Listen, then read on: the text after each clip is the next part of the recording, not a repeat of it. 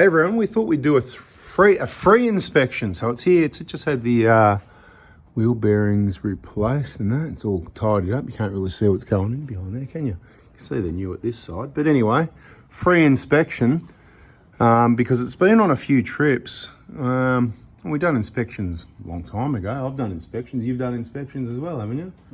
But it's been kilometres of dirt road since then. It's not booked in for an inspection, but we're both thinking, oh, I don't know, man, about this no inspections. Glad we did a free inspection because see this bash plate here, right? It's got 4 bolts that hold it up normal. Oh, can you do that here? What's going on there, mate? That doesn't look very secure. What's going on, mate? Where's the bolt? It's gone, mate.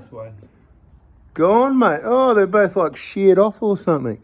So this one's kind of held on by the front ones only, and there's quite a gap there, which sort of says maybe this one's moved back a little bit. I don't know. We'll have to have a look at that anyway. Wow, okay, so here we go. Let's have a bit of a look. Do you mind giving that a bit of a hit there? Oh, yeah, rightio. So I reckon that needs, it's going to need some either an easy out, or I'm guessing it's going to end up needing to be drilled out and re-tapped and all that, and get some bolts in there, because you can't be going on the next trip with bash plates flopping around like that. So lucky we decided to do a inspection. So bit of repair work there, could take hours, just all depends how it goes. Plenty of underbody protection here. How about these bolts? Are these ones loose? Oh, more wobble. What's going on here? Oh, shock guards. Are they the K-On ones? They're the first K-On ones, aren't they? So that's probably why I haven't got them on my I-120. I would prefer that, you know, those ones on the 150s now, the Mark II. Yeah, I don't know. Look, they're doing some help protecting stuff, but these are the twin tubes anyway, so you don't actually need it because there's 2 layers of steel there, and it's unlikely you're going to hit a rock big enough that hits that, that dints that, that actually goes into the next tube. But anyway, so that's, I'd probably just say take it off is the best option for that. What do you think? I mean, you can put a bolt in there.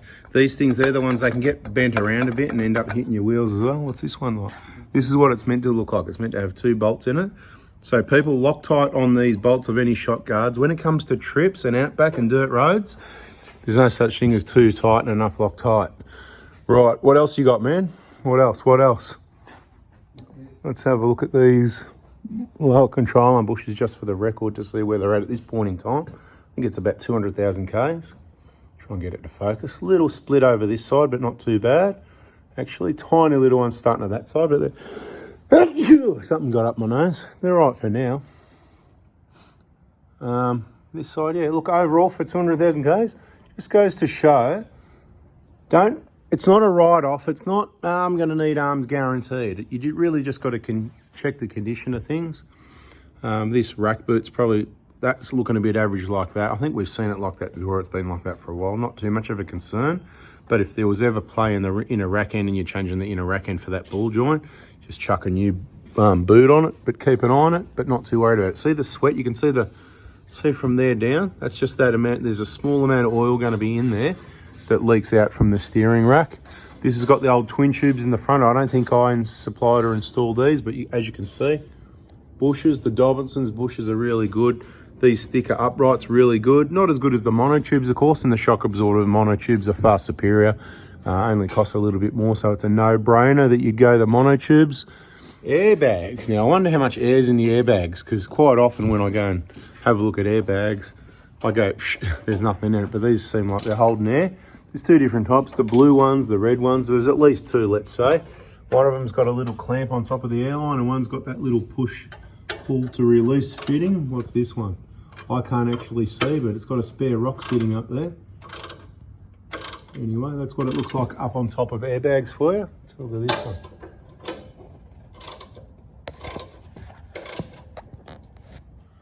And it looks like there's a bag over the bag to help protect the rubber or something. So yeah, I've seen that before, I think, but rare. Often they don't usually have that. But anyway, rear pads, there's plenty of meat there. There's nothing to worry about with the brakes as far as that goes. Rear axle bearings will be all right for now. I'm just going to have a bit of a look around, see what else there is. Oh yeah, that looks better with a bolt in it. But see what I'm thinking. See how it's bent in? I think it's going to hit the wheel, so you're going to need to rework it as well. to get the wheel on without it hitting, because we want to have a bit of clearance, because I'm pretty sure, yeah, the high part should be lining up with the guard. So bang it around and it's a bit bent and everything. Okay, fuel filter's done. Drive line's been lubricated. Got that tiny little transfer case oil leak at the other end, you know, at the front part of the transfer case. Not really worth the major repairs for a tiny little dribble like that. Some people fix it, you know, you can clean it and whatever. On this one, I'd say don't even worry about it. Just keep an eye on it. Keep it on the transfer case level. Check it once every 5 years. I was trying to be funny because that's about how often it's going to be before you need to top it up. But, you know, once a year or so, whatever, just keep an eye on it. Keep an eye on if it gets worse. If there's no oil underneath, there's not much coming out. Turbo looks good. It's nice and dry. It's a trip vehicle. It does the trips. It does the tracks. I'm trying to find a problem with it. But once again, these cars, even when they're used for what I think they should be used for, good design for travelling and outback and all that sort of thing, they still don't seem to have too many issues. A few plastic clips missing from in here. I would replace with those standard genuine clips. But what you do, you put a bolt in those.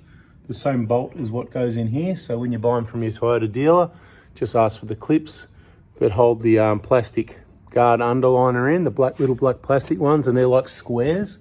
Right, so make sure you got the right one when they're in your hand. They're like a square, and the clips push in at the corners, two of the corners. But to keep them in there stronger, buy the little bolts with the black with the coarse thread that hold the mud flaps in. These ones don't have mud flaps, and you can put the bolt in there and it just helps secure it more. I'd be securing all that a bit more for a trip. This vehicle's going to North Queensland, going to the tip, soon going to the tip. What's all this wetness here? Is that just from the road, or is it, well, what's this about? What's going on here? Yeah, let's work out. It's coming from higher above because there's oil up there. There's something going on. We'll have to have a look and see what's up there. Is there a compressor and it's pumping diff oil out the airline perhaps? Could be the next problem. So we haven't been working under the bonnet yet. We haven't had a look. We've been working down here doing the wheel bearings. See, that's why you hang around in the videos. I might have been waffling for 5 minutes or longer, but I'm just having a look around, and you get to learn my way of kind of having a look around. This one's maybe, there's one of those clips. You could just take it the other side. This one's been cut away. I'd say for the big tyres, because there's a set of 33s that goes on, and that would mean all your mud and everything can go in here as well. But I suppose that means it's good to be able to clean it out as well. But it doesn't really look too tidy for a Prado, does it? Yeah, I think, you know, the Jaffa's more for the big wheels and the rough stuff, and the Prado should probably have the correct bit of plastic in there and not 33s, because 33s, one day they're going to get caught up and rip this whole thing off, and I don't know, it's just not worth it, is it? But anyway, each to their own. It's got the original transmission Gascon on it, good. It would have had a transmission flush at some stage. Probably do another one of those after the trip's worthwhile. Anyway, quick video, having a look around to see what's what with this one.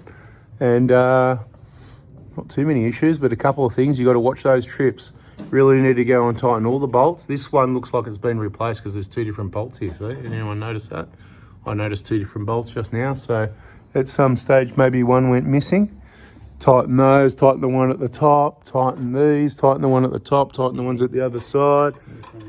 Tighten up all of these. Oh yeah, so they've been missing before as well, because one, you know, basically check everything. The corrugations will shake anything loose. So look at the bolts, put a spanner on the bolts, have a good trip.